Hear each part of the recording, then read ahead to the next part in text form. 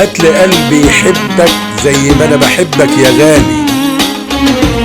ده احنا عايشين انا وانت في شغلنا بالنهار احسن من سهر الليالي. وجودك في الشغل وسط رجالتك بيخلوا لليوم طعم تاني. بوعدك ان راضيك في الصبح كل يوم يا غالي، عشان انت مقامك دايما عالي. اوعى تنساني في يوم وتسهر الليالي وما اشوفكش في الصبح يا غالي.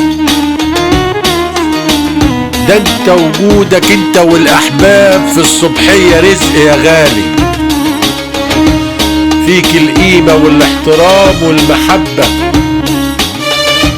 موجودة فيك دايما يا غالي. ربنا يحميك يا غالي.